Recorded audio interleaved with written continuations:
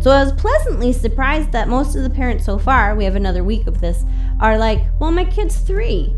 When we asked what their goals were, You're expecting like they have violin on Tuesdays. Because when I did this with the I2 kids' parents, their parents were like, well, his pronunciation is terrible, blah, blah, blah. But like these parents seem much more realistic. My kid's 3 years old.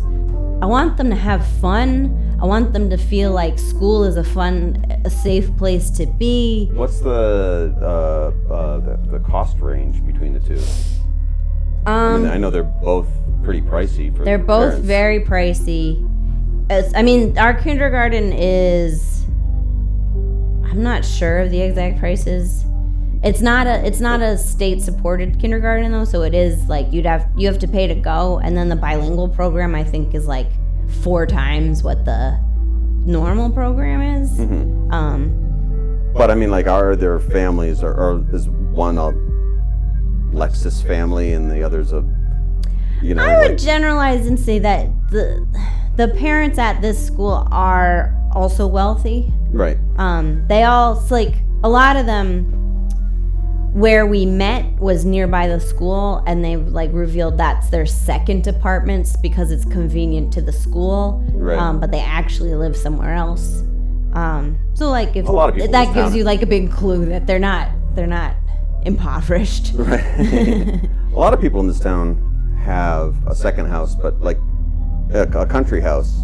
And I wonder how many of those are family houses and grandparent houses and stuff. That it does feel like a lot of our students have been like, well, like some of our parents work in Chengdu. Oh yeah, that's so they like live in a different city, and their child lives here with like grandma or grandpa or both, and the nanny. Yeah. And then the parents see them, on the weekends, or I don't know if some actually even commute from Luzhou, which is like a 4-hour trip. Yeah, don't some of your kids like talk about how like they don't get to see like one of their parents all week long? Or yeah, but I mean that's really common across all economic backgrounds in China, that the kids live with the grandparents, right, and the parents at the low end of the economic spectrum, they're migrants who go out anywhere that there's work. Yeah. And then at this upper end of the spectrum, it's still like the opportunity of where the work is, but that they're like specialized jobs. Like I have a lot of professor parents. Right. At like universities in Chengdu. Yeah. Even at the public school with our older students, there was a lot of academic parents. Yeah. Pushing for doctors. Yeah, but they're my parents now. It seems like their expectations are real, as opposed. There's one set of parents who were like, yeah, I'm just pushing a little. I'm wondering, is that a money thing? Is that a generational well, thing? because we're looking at the like training school, people. those lessons were expensive too. So those were also rich parents, but maybe they were like, I don't know what if. I guess there's a certain amount of ambition if you're taking on after school classes as opposed to just like a special program in your normal school day. Because those parents would be very pushy and be like, well, I notice his vocabulary isn't that good. You need to make his vocabulary better. Because it also wasn't like about the capacity of the student. It was like, teacher, you're failing. I mean, I didn't really get that feedback that much. But that it's interesting. But also, again, like, I was prepared to have to like make an academic plan for 3-year-olds, and no one really wanted to. And the one parents who have like slightly ambitious goals for their kid, they've kind of, in a very pragmatic and forthright way, decided their son's not that bright. Which is not the first time I've met a Chinese parent who's just like, yeah, my kid's a dummy. Yeah. One of our friends, his younger brother was called stupid. Yeah. In English. Yeah. Yeah, they go, ni hao, stupid.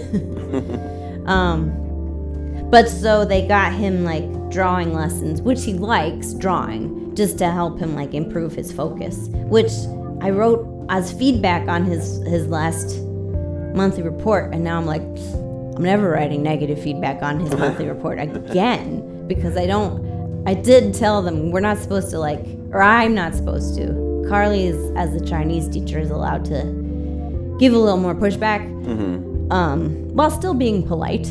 But I was like, don't push your kid too hard, or what he's going to learn is that he hates school, especially because he's 3. Right. He's 3. He's 3. That's too young to be like, you're getting stuff wrong. Well, like by difference of like our students that were high school students, to see them in the ways that they're getting pushed by their parents. Yeah.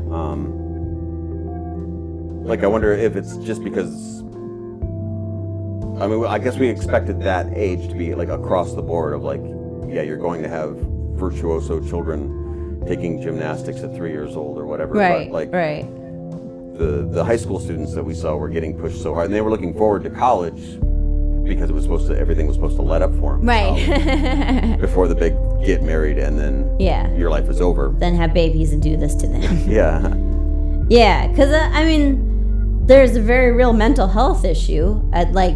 Kids are literally killing themselves over school. Yeah. But also, and where does that start? Not with you. Just from a philosophical education standpoint, if what you learning is arduous, that's terrible. Yeah. It's a great thing to be able to learn. And it's a self-defeating cycle. If you think learning is horrible, then you don't seek out things you're interested in learning. But if you can see where learning is improving your life and making you a more well-rounded person, you're going to look out for more new experiences and more